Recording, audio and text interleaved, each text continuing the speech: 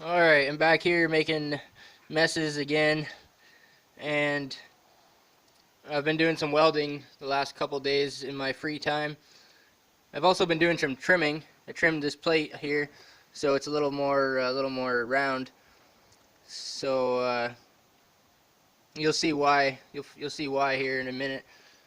And I welded in this piece, this T-bar here, and I welded in I had some corners that I had cut off. I think I cut them off this end here, these sharp angles.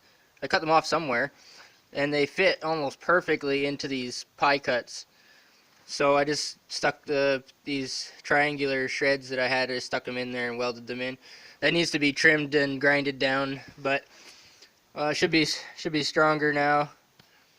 I'm going pretty much overkill with everything. I made this, and you'll find out why in a minute. And it has some marks on the back. And I went right to town welding on the bottom edge. I welded it all the way across where it was only spot welded before. So I just went all the way across welding. My welds aren't really that pretty, but they should be strong. I got some serious penetration going on in the welds. Yeah, and then I went and did some more spot welds all down the top rail, and I welded the corners on the top rail inside and out. And so here's what I'm doing right now. I had this here previously, but I did not have this. So this is new. It sticks up about 3/4 of an inch, or maybe an inch, I don't know. And I got this here, which I'm not done with yet. So my plan is to put this on, put this over the top here and drill a hole here. So when the blade turns, this will stay stationary. And I'm gonna weld it to this T-bar here. I was gonna bolt this T-bar down, but got ahead of myself, I guess. So I'm gonna end up welding it here, but you'll still be able to pull the pin here, and the blade will still come off, or still be it'll still come apart. So what do I got here?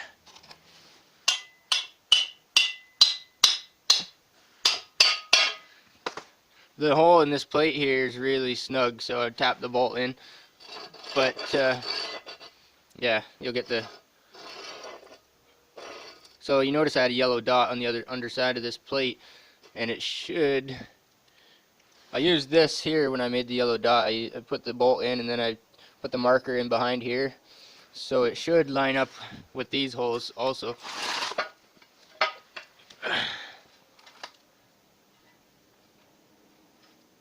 Yeah, there she is. Perfect. Well, nothing I do is perfect, but it's by design. That's what I meant to say. That's what I wanted it to do. Okay. So this goes on top of the A-frame, and I'll show you what I'm going to do next. Alright, put everything together here somewhat.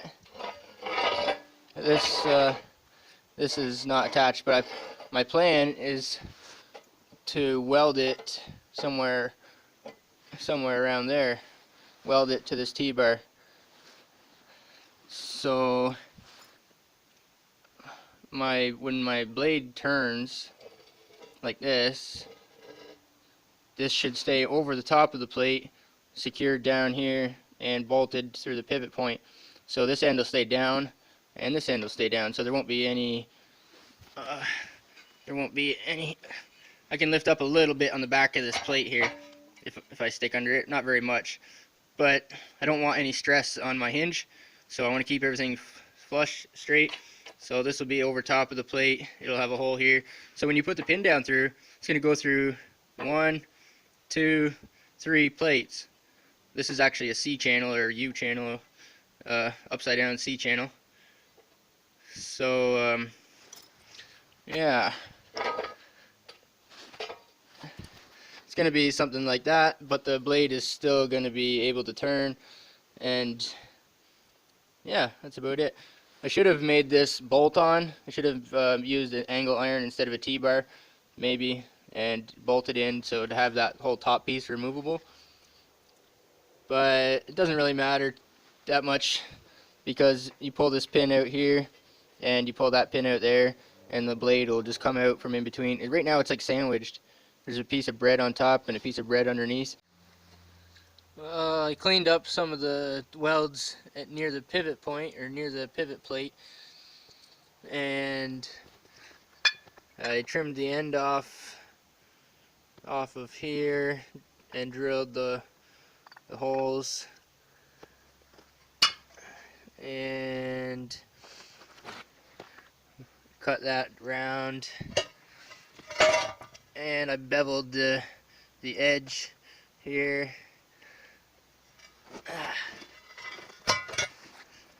And that's not including the plow itself, or the blade itself, and the springs. So let's put her together.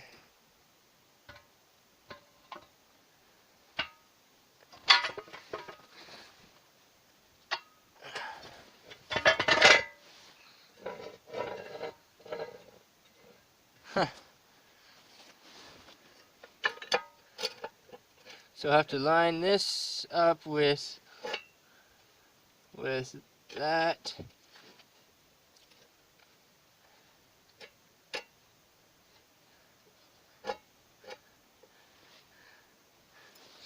Line up all three, and when I'm done here, once I weld this to this, you won't have to worry about lining up 3 plates. They'll be fixed in position. Where did I put that pin? I got a feeling it's under here. Yep. Okay. Oh, look. So basically it's the same as before, except for with this U channel on top. So when you pull this pin here, now just imagine that this is welded here, so it won't be moving at all. And when you turn, it'll turn like that. This piece will stay stationary or stay still. And then the pin drops down through 1 plate, 2 plates, and there's a locking plate underneath. So this pin drops through 3 plates, and when this is welded back here, that plate won't be lifting up on the ass end like that. On the back, it'll stay down, lay down, and you'll have different angles. There's one angle there, and I'll see if I can do this with, that'll be about center position there, and then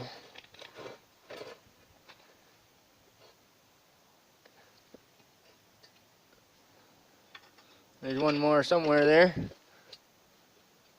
Might have to run the drill through and line those up a little bit.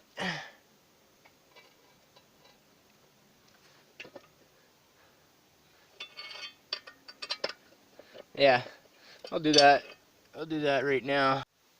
Well, it's a good thing I had a backup, because I just destroyed that 3/8 drill bit. It got jammed in between the 2 plates and they were not lined up perfectly. So, but after running the drill bit down through there and just reaming it out a little bit, everything lines up nice. So it's hard to turn the plate and hold that top piece, because I don't have that top piece lined up or welded yet. So once I line it up, I'll drop the pin down through and weld it that way, just to make sure that all 3 are lined up where I want them.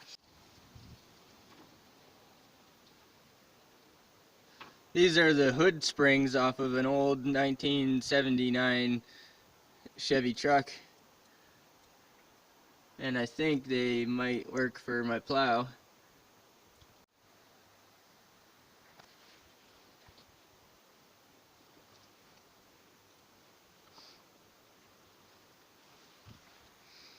Well, I think I got the A-frame all done, and I took the big BFH and I hit the tow hook a couple times and it did move. So if I hit it a couple more times, it should be okay here in between the A-frame. So hopefully I won't have to cut it off or heat it up or anything like that. I'm just gonna hit it a couple more times and I think we'll be good to go in here. Right now it's touching, but I do have the A-frame centered to where I want it to be. So it seems to have more room there with the tow hook now, and I think I've got everything else done. There's a support beam here that the winch cable hooks onto and lifts it up and down, and this is the pivot point here, so if you want to turn to a different angle,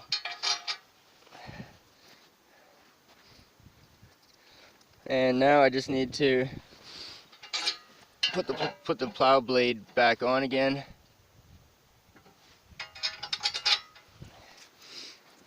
And attach these hinge points here to the plow and put some springs on it. I was going to put some more reinforcement plates on the back of the plow, on the back of the blade itself. I got this piece here that I was going to use, and I'm not really sure yet. Those are the springs that I've found from a old square body Chevy truck.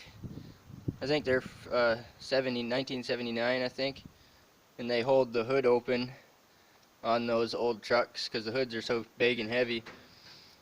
So I'm going to try those, and if they don't work, I could always add a third one in the center. I could always excuse me, I could always use 3 springs instead of 2. So I'm not sure exactly how strong they are. I was hoping them to be a little bit bigger than that, but they're pretty good size. Pretty good size. So they should do the job. Well, I just took this A-frame off for about the 3rd or 4th time, and it's a little bit heavy with the rotator plate on, or whatever you want to call it, radius plate on it, and no blade. It's getting pretty heavy, but like I said, everything I used was like 1/4 inch thick, or it's pretty good size steel. So I'm gonna give that tow hook a couple more whacks. I'm just gonna hit it with the sledgehammer, hit it towards the center, and try to bend it over a little bit. I've already done this once, but I need to go a little more. And now that I've bent over I bent these with the hammer. See, they used to stick out like that, and I bent them over like that, and that worked really good, because now my plow can drop down all the way and it doesn't touch anything, doesn't interfere there at all. So I'm gonna smash this with the sledgehammer once or twice more, and I've got quite a bit of room here before it gets near my skid plate. That's an aluminum skid plate from a Chevy truck. Well, that's better. Smashed her with the sledgehammer a couple times, and I can almost get my finger in between there now. And you can see that it's bent more, and you can see that I got about 5/8 gap in between the frame, and the A-frame. So I'm gonna put spacers or washers in there on both sides. It's not much of a, well, it is, I guess it is pretty substantial, but I designed it a little bit wider so I could work around the tow hook and those body, where am I? Tow hook and those body mounts. You see I got the plow down all the way right now, or got it down pretty much almost on the ground, and it's not interfering with that body mount anymore. So just all I did was hit that with a hammer right there, and I left that gap is there by design. I just haven't put the spacers in yet, so I'll probably have a good size spacer in each side. And now my tow hook is not interfering, it's still functional, so I'm pretty happy about that. Ugh. And I'm pretty proud of this. I'm pretty proud of this too, the way that this pivot and all that turned out, and these locking plates. I'm pretty proud of that. So now I can put the blade back on and start working on springs and things, springs and stoppers.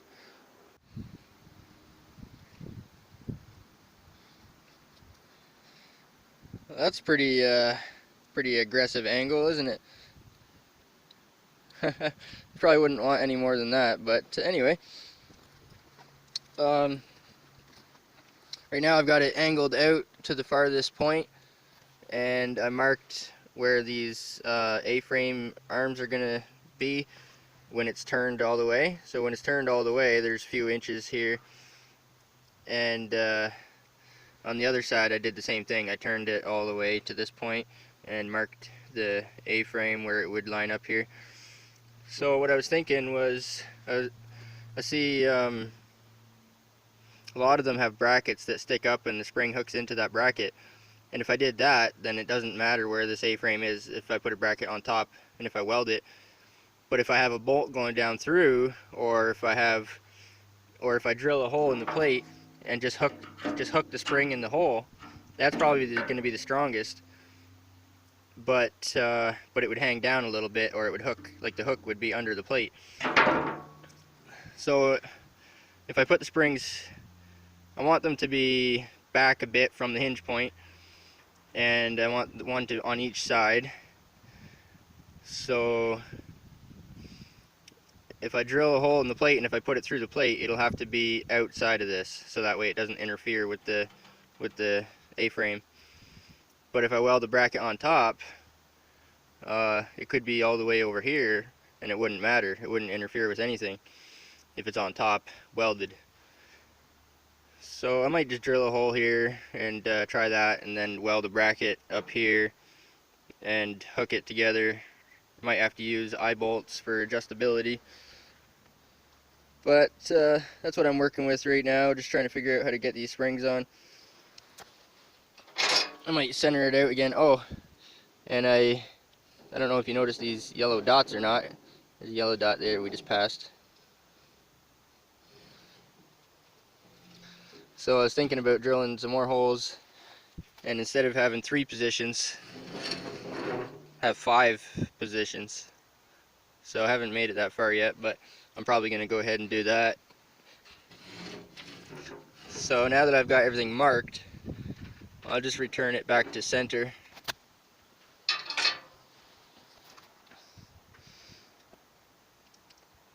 And then putting the springs on. Man, this thing could really use a coat of paint. I don't think you can paint in these temperatures, but anyway, I just finished welding these angle brackets, angle irons, not far from the top. They're actually welded to this T-bar on top and the blade itself. So yeah, those 1, 2, 3 separate pieces are all together. And I got these adjustable. The threads aren't very long, but hopefully this will work. If not, I can always run a spacer between here and here. So I was going to drill a hole here just for simplicity and strengths and put it there, but I find it's a little bit too close to the hinge point, and the closer your spring is to the hinge point, the easier it'll trip. So to make it strong, I'm going to pull it further back, further away from the hinge point, which is like leverage. So the more leverage you get away, like a ratchet, or the longer the handle is, get away from the pivot point. So I'm gonna come back here, and I made these. These are identical. These are identical to these. So I'm gonna put one somewhere right around there, and I'm gonna do another one somewhere right around there. I made some lines here so when I turn the plow, when I turn it all the way, that'll be turned all the way, so that'll leave a little bit of room here. So when I turn it back straight, or when I turn it back the other way, it won't go quite that far, so I don't have to worry about any interference here. So I'm gonna weld these on here, and they have to be welded because the underneath here, if I put a bolt down through and then I turn it, it would hit that. So I'm just gonna weld them there, and where I drilled this hole earlier, that's about as far as I can go when I rotate and I hit here.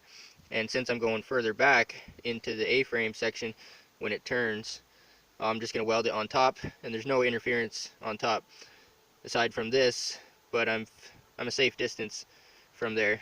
So here it is on the opposite side. You see the hole and the safe spot, and the hole and the safe spot. So this hole lines up with the A-frame, so if you have anything going down through, it can't be any further back. It has to be either here or closer to the hinge, which I don't want. So I'm going to go back to the safe place. That's how safe it is when you turn it all the way, or yeah, turn it all the way. You get a little bit of distance before you hit this. So that'll go there, and this will go here. I'll just straighten it out just so it makes a little more sense, perhaps. Okay, there it is straight. So I can still angle it with between 3 to 5 positions. If I drill these yellow dots out, I'll get 5 positions. And if I turn it all the way, this will still be safe. It's not going to hit anything. I'll show you. I turn it all the way. I'm turning it slowly because I don't want any of this stuff to fall off of here. But there it is, turned all the way, and there's still room. And all this has to move together in conjunction, in unison. The springs have to turn with the blade, and the top, this radius plate, and the mounts have to turn with the blade. So I'm just going to put that there, then I'm going to hook the spring into that, and tighten her up a little bit. So right now I've got it pulled back, like the blade tips back and tips down. So right now I've got it pulled back almost all the way, or yeah, got it pulled back all the way to make sure my springs are going to be tight. So they're going to be tight when it's sitting in the resting position, or back into the normal position. And then when it trips down, they'll get even tighter.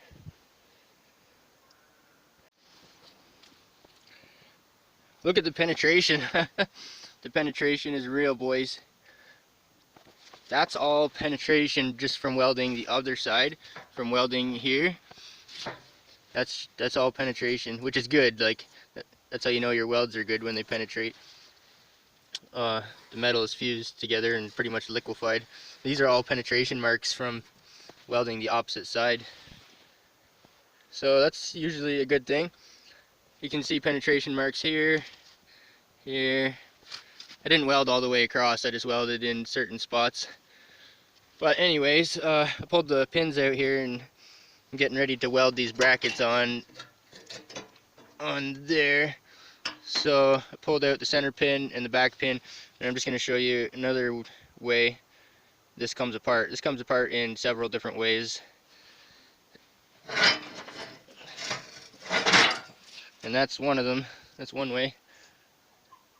And when I have these brackets on here, this will all be together. Even though there's hinges here, you'll be able to take it off in one piece if you want, like this. Alright, as usual, I don't grind my welds down or paint anything. Most of my projects I don't grind my welds down or paint anything, but I actually started painting the last bush buggy build. I actually started painting it with some rust paint. Makes a big difference, a little coat of paint and cleaning up your welds a little bit.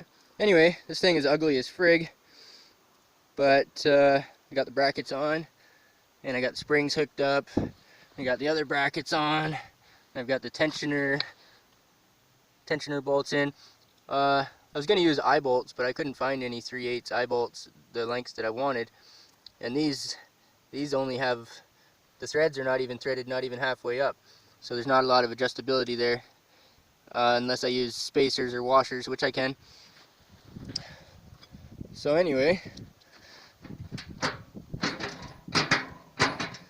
she's heavy and the springs are good and stiff, but that's a good thing. See if I can flip her over here and make some sense out of it all.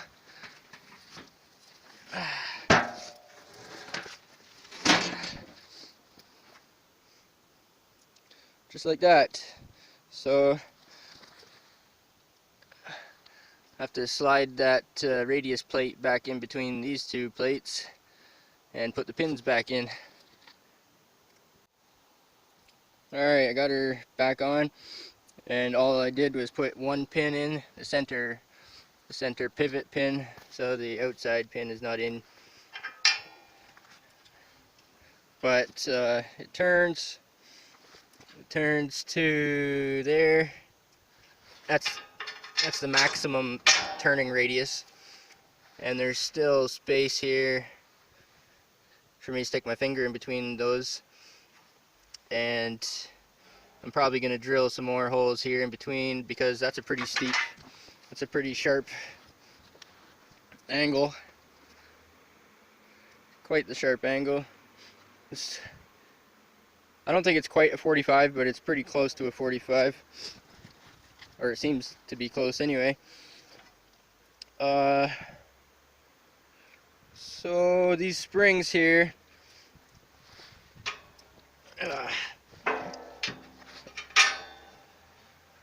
so if I had that yellow dot there drilled out, I would have like an in-between angle, or a less of an angle, but still angled, if that makes any sense. So there's your straight, blade is straight there,